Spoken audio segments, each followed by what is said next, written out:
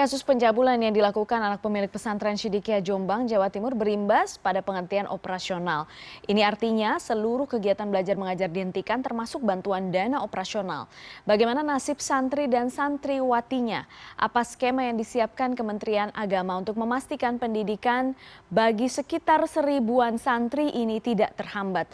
Sudah bergabung melalui Zoom adalah Kabid Pendidikan Diniyah dan Pondok Pesantren Kanwil Kementerian Agama Jawa Timur, Bapak Muhammad Asadul Alam atau Pak Anam dipanggilnya. Pak Anam, Assalamualaikum, selamat sore Bapak.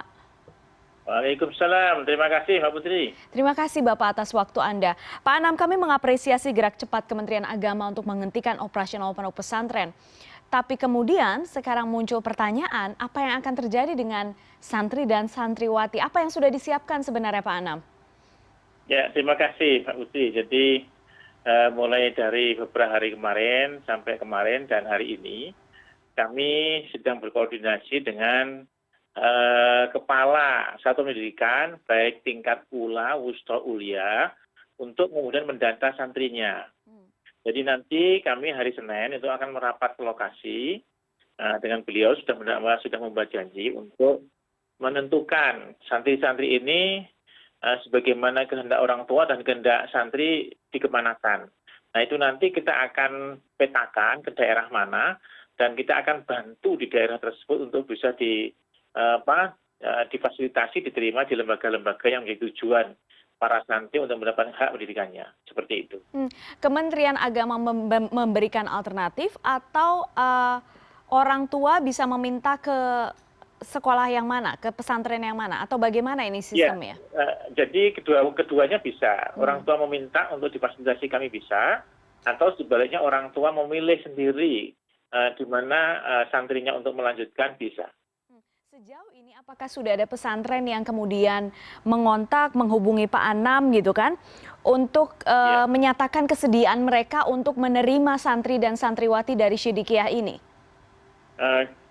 Secara khusus dari lembaga pesantren yang akan menerima belum ada. Tetapi koordinasi dengan stakeholder terkait termasuk juga dengan Kemenak Kabupaten Jombang itu disarankan untuk bisa memilih pesantren-pesantren di sekitar pondok Syidikiyah tersebut karena banyak itu dekat dengan Bahrul Ulum, Tambah Beras, dekat dengan Denanyar, atau di sekitar pelosok sendiri juga banyak pondok-pondok yang ada. Namun demikian apakah mereka mengadakan program PKPPS? Ini yang kemudian juga harus diperhatikan karena tidak semua pesantren itu menyelenggarakan pendidikan PKPPS. PKPPS itu apa Bapak? Pendidikan kesetaraan untuk pesantren Salafiyah. Berkaitan dengan PKPPS itu, sekali lagi ini kan ada value atau nilai ketika anak dimasukkan ke pesantren A, B, C, pasti ada yang disepakati bersama oleh keluarga, diikuti gitu. Nah, apakah Anda juga sudah melihat ini akan menjadi kendala nantinya ketika menentukan santri dan santriwati ini akan dipindahkan kemana? Karena ada nilai kultural yang berbeda mungkin antara pesantren Syidikiyah dengan pesantren-pesantren lainnya. Itulah yang kemudian bagi kami, kita ingin merapat kepada lembaga dan juga orang tua yang nanti insya Allah hari Senin itu kita akan bertemu di mana itu bisa kami fasilitasi dengan intinya bahwa hak santri tidak mendapat pendidikan tidak terhalangi. Yang kedua nilai-nilai kultur yang ada di pesantren lama ini setidaknya bisa sama dengan pesantren yang baru. Pak Anam, sebenarnya sudah berapa lama atau apakah sekarang setelah ada kasus di Jombang ini kemudian Kanwil Kementerian Agama Jawa Timur juga melakukan cross check dengan pesantren-pesantren lainnya? Terkait dengan pemindahan santri untuk cross check di sini belum. Namun demikian di Jawa Timur ini kan banyak sekali lembaga-lembaga yang juga menyelenggarakan pendidikan PKPPS. Iya. Bagaimana dengan pengawasan pesantren selama ini Pak Anam di wilayah Jawa Timur? Jadi untuk lembaga-lembaga pesantren saat ini itu ada dua jenis yang menyelenggarakan pendidikan formal dan non formal. Untuk yang formal itu kan PKPPS, kemudian eh, muadalah, kemudian pendidikan diniyah formal dan ma'had ali. Nah, ini yang kemudian lembaga-lembaga formal ini di sini itu murni pendidikan ala pesantren. Oke. Ala pesantren, ya. Nah, oleh karena itulah tentunya nanti mereka yang akan dituju adalah pondok-pondok salafiyah yang memiliki kultur sama dengan lembaga tersebut. Ya, dan itu di sekitar Jombang ada beberapa ya, Pak Anam ya, yang kemungkinan Insya Allah, bisa. Insya Allah cukup banyak. Cukup banyak. Pak Anam, berkaitan dengan pencabutan izin operasional ini, apakah sifatnya sementara dan akan direview setelah katakanlah 1 bulan atau setelah putusan pengadilannya ingkrah atau bagaimana? Jadi prinsipnya bahwa saat ini memang ada satu nilai pada pasal 2 terkait dengan azas dan fungsi pendirian pesantren, bahwa di situ ada azas kemaslahatan. Nah, azas kemaslahatan inilah, azas kemanfaatan inilah yang kemudian dirasa dengan adanya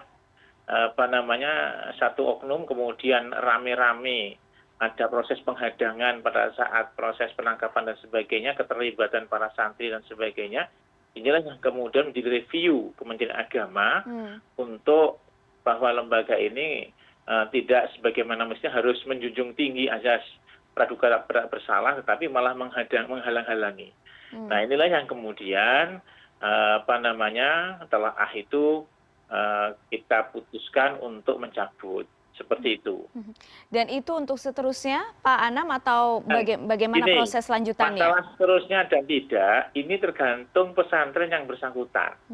Manakala di situ masih banyak santri yang kemudian setelah kegiatan ini tentunya sudah tidak ada izin lagi ya, ada izin lagi, tapi ada permintaan dari masyarakat dan sebagainya setelah kemudian kondisi kondusif, setelah 1 tahun atau 2 tahun mereka mengajukan kembali, maka tidak ada salahnya untuk kemudian mengajukan kembali kalau selama di situ syarat-syarat pendirian lembaga pesantren dan ruhul ma'hadnya sebagaimana azas yang saya sebutkan tadi, diantaranya adalah azas kemaslahatan, kedaulatan, kebangsaan, nasionalisme ini kemudian ada di sana. Kalau seperti itu ada, tidak ada masalah untuk kemudian diterbitkan izin operasional baru.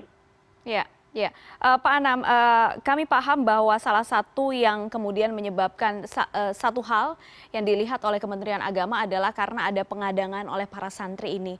Kemarin polisi sempat membawa sekitar 320-an santri yang diduga menghalang-halangi penegakan hukum. Nah, apakah santri-santri ini kemudian nanti juga dikhawatirkan ada stigma dari katakanlah pesantren-pesantren yang akan dituju oleh santri dan santriwati yang berasal dari Sidikiyah. Bagaimana mencegah ini muncul, Pak Anam? Saya kira tidak, Mbak Putri. Sangat menilai keluhuran dari pengasuh pesantren tersebut. Jadi sebenarnya aspek itu adalah aspek ketawaduan dan ketaatan santri. Bagaimana itu bisa terjadi dan bagaimana itu bisa ada. Artinya itu hanya oknum gitu ya, Pak Anam ya? Ya, itu hanya oknum. Dan sama sekali tidak ada kaitannya dengan nilai-nilai yang selama ini berada atau kultur, tidak ada hubungannya ke sana. Iya. Baik, Pak Anam, terima kasih banyak sore hari ini sudah bergabung. Kami tunggu terus perkembangannya seperti apa. Hari Senin Bapak akan ke lokasi dan kami tunggu skema apa yang kemudian disiapkan oleh Kementerian Agama, terutama untuk anak-anak ini. Pak Anam, terima kasih banyak. Selamat sore. Wassalamualaikum warahmatullahi wabarakatuh, Bapak. Waalaikumsalam.